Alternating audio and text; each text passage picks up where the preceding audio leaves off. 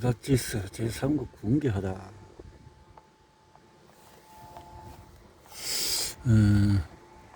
독일은 세계 전쟁 가운데 유대인 문제를 최종 해결로 도모하려고 했다. 유대인은 강제 수용소에 갇히고 그곳에서 다시 절밀 수용소로 이송되었다. 그리고 나치스의 선별에 의해서 수감되어서 노동에 종사하거나 살해되도록 정해졌다. 이 유대인 대학살의 방침은 전쟁 전부터 계획되었는데 이 시기에 실행에 옮겨진 것이다.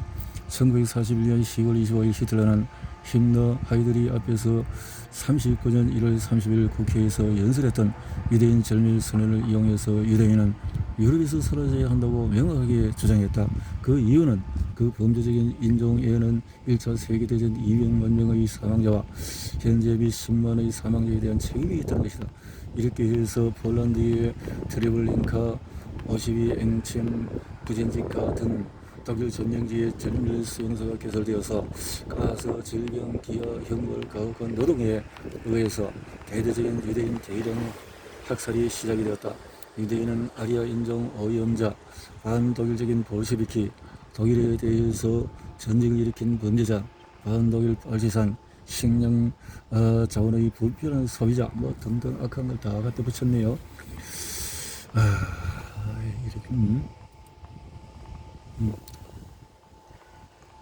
이렇게 짜맞추고 독일의 군비 증강에 불안해하는 주변국에서는 평화를 위해서라며 안심시키고 설득해서 정세 분석을 철저히 하고자 했다. 그 정세 분석을 할 때 가장 중요한 것은 자신의 역사관과 세계관의 그 분석들을 짜맞추는 것이었다. 지배당하는 인간들이 아무것도 생각하지 않는 것은 정부에게 행운이다. 생각 없는 국민들. 히틀러는 어째서 나치당 강령을 개정하지 않는지 물으며 자신이 직접 화제를 꺼낸 다음에 미와 같은 발언을 했다. 그가 말하고자 하는 바는 대중은 사상이 없다는 것이다. 이날 독일은 새롭게 일본, 이탈리아와 군사협정을 맺었다. 영국의 침공으로 실패를 맛보긴 했지만 앞으로의 전쟁에 대해서는 낙관적이었다. 그는 나치당 강령에 대해서 인류의 역사의 일부가 되었다고 말했다. 그에게 이미 자신의 사상에 대해서 사람들이 완벽하게 복종하는 날이 금세 다가오는 게 보였다.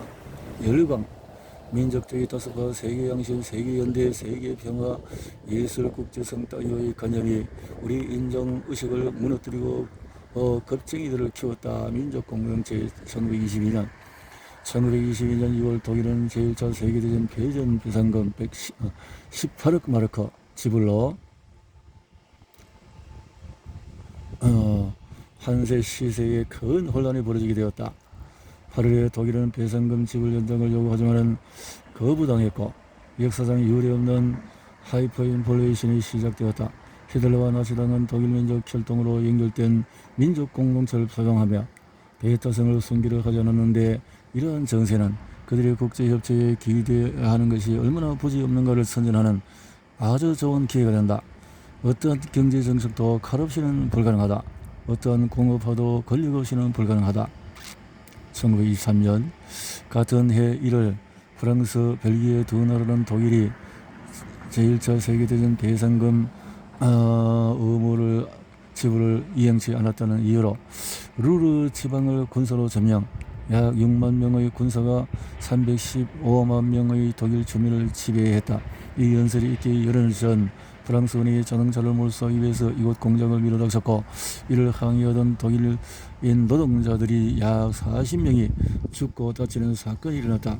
이런 사회 불안이 오히려 우익 세력 신장의 밑바탕이 되어 프랑스와 전쟁을 대비하고 독일군 고관까지도 히틀러와 회담을 하게 되었다. 역사에 이런 수료가 필요할까요? 나치의 인권 침해와 전쟁 준비. 히틀러는 1925년 저작 나의 투쟁에서 유대인 배제를 뚜렷하게 공언했는데 정권 획득 2개월 뒤인 1933년 4월 1일 전국적인 유대인 배척 운동을 시작했다. 바람지 않은 인종적, 민족적 차별이 독일의 정책으로 채택이 된 것이다. 돌격대 보조 경관이 유대인 상점의 배척 운동을 알리는 간판을 내걸고 길을 오가는 사람들에게 팸플릿을 배포했다. 이를테면 간판에는 독일인은 주의하라. 상점의 유대인 소유자들 5명은 기생충이고 독일인의 묘를 파는 자들이다. 그들은 독일인 정부관에게 굶주림을 모면할 임금밖에 지불하지 않는다. 점주는 유대인 나탄 슈미트이다 라고 쓰여 있었다. 그러나 이와 같은 가혹한 반유대 정책은 의식이 있는 독일 시민에게 놀라움과 반발을 가져왔기 때문에 히틀러와 게벨스는 계속하기로 예정되었던 유대인 배척 운동을 하루 만에 중단하고 말았다. 그러나 히틀러는 1933년 4월 7일 직업관리재건법을 제정하고 공산주의자 사회의 민주주의자 비아리아인과 공무원과 교원을 파면 또는 퇴직시킨다. 우리 앞에 독일이 있으며 우리와 함께 독일이 나아간다. 그리고 우리 뒤로 독일이 따라온다. 히틀러 유겐트 1933년 기록영화 의지의 승리에 담긴 청소년 조직 히틀러 유겐트의 전모에서 외친 말이다. 나치당 사조직으로 출발한 히틀러 유겐트는 2년 뒤에 법적으로 인정받은 공식단체가 된다. 10살부터 18세까지 청소년 모두를 대상으로 했으며 가입의 의무화가 되었다. 히틀러가 정오에서 외친 이 말의 앞에는 선도자를 그리고 함께는 동시대인을 마지막으로 뒤에는 후계 세대를 가리킨다. 나치당은 그들에게 단련과 복종을 요구했으며 전쟁이 수렁에 빠졌을 때는 전투에도 투입시켰다. 독일인 제군 15년 동안에 지속된 불법 행위는 바로 지금 종론을 맞으려 하고 있다.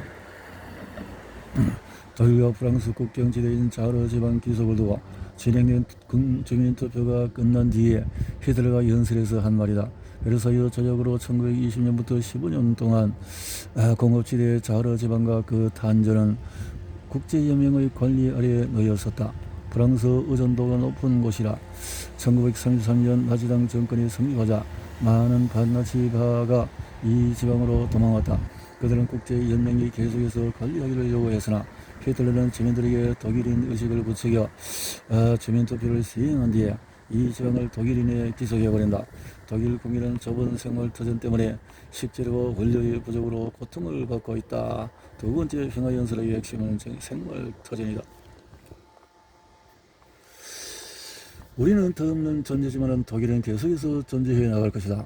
우리는 죽을 테지만 독일은 영원히 살아있을 것이다. 히틀러 모든 독일은 1936년 베르사유 조약에 따라서 비무장지대가 된 라인란트로 쳐들어갈 것인지에 대해서 옳고 그름을 따진 국민투표를 하면서 히틀러는 연설을 통해서 도화선에 불을 던졌다.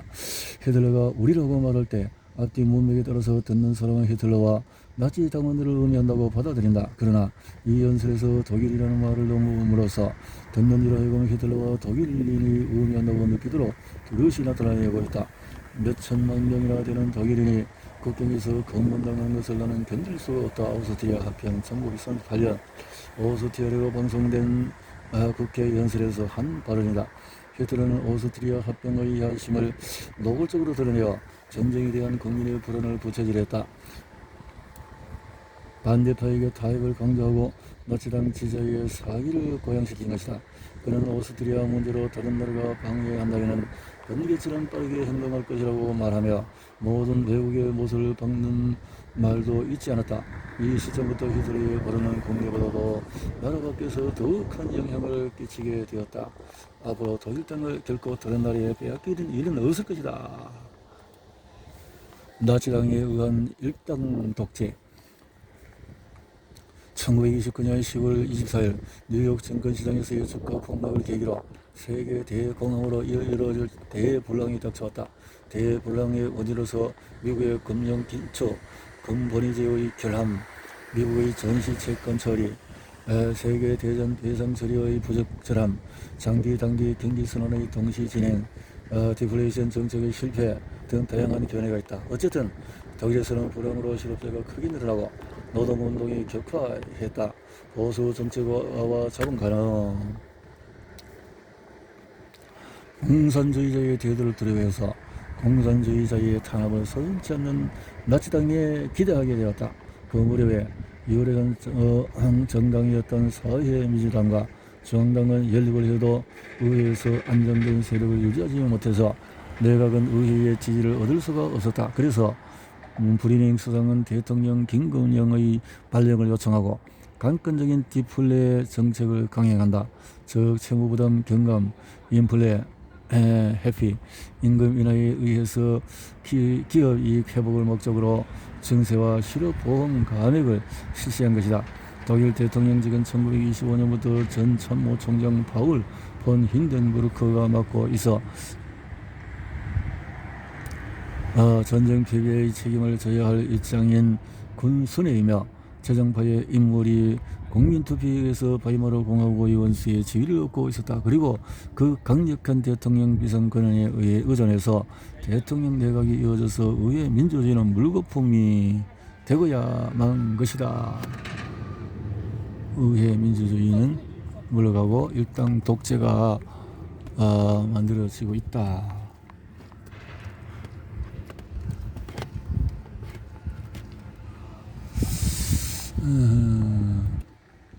자, 이렇게 히틀러가 어느 맥주 창고에서 그의 초기 지자들에게 열띤 연설을 하고 있다.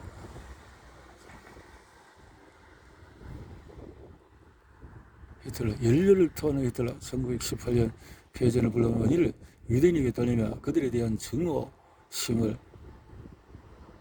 갖는 것을 딱 얼려서 완전 그냥 세뇌시키는구나. 제법 연설, 행짓, 대정의 자신을 잊게 만드는 선동설, 게벨스의 탁월한 선정력과 그 수사법 그 위책은 바울 요세프 게벨스, 히틀러 나치 정권 선전을 담당해서 크게 활약한 그 인물, 독일 나치스 정권의 국가 대정 계몽 선전 장관 자리에 앉아서 새 선전 수단 구사, 교묘한 선동 정치로 1930년대 당세 확장에 크게 기여했으며 나치 선전의 위화를 책임졌다. 독일 국민들이 나치 정권을 호의적으로 받아들이게 된 까닭은 게벨스의 선전 성공 때문인 것으로 여겨진다.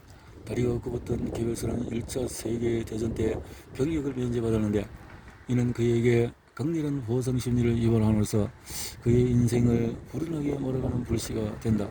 게벨스는 하이델베르크 대학에서 독일 문학으로 박사 학위를 취득한 뒤에 문학 연구 언론계에서 활동을, 또 히틀러가 베를린 지구당의 위원장에 입당하고 등등 학을 갖고 있으면서도 이렇게 해나가는 거죠. 자, 이런 어떤 게벨스의 이런 것도 선전성능을 활용하고 히틀러와 게벨스 짝짝꿍이 딱 맞아지고, 게벨스의 가족은 이렇게 부인을 통해서 아들들이 이렇게 부인 6명의 아이를 낳았고, 군복입원 청년은 마그다가 전 남편 사이에서 나타난, 그래서 전 남편 사이에서 있었던 아들이 있는데 나인 또 게벨스는 최후까지 히틀러에게 충성을 했는데 애기가 어떻게 줄줄이 똑같이 그냥 그렇게 했을까요? 자, 게벨스의 연인도 있고 체코의 여배우 게벨스는 결혼하려 했으나 히틀러의 반대로 뜻을 이루지를 못했다 라고 하네요. 그래서 그 안에 부인은 마그다인데 또 이렇게 바르바 같은 이런 여인도 있고 이렇게 해서 선전성동에 활용하고 1941년 4월 총통 유고슬비아 침공이 시작이 되고 이렇게 히틀러와 계획을 날카롭게 해서 엄청난 군중을 끌고 프랑스 공세 군사작전 중에서 히틀러가 40년 5월부터 6월까지 벌여진 프랑스, 자, 이렇게 작전을 짜고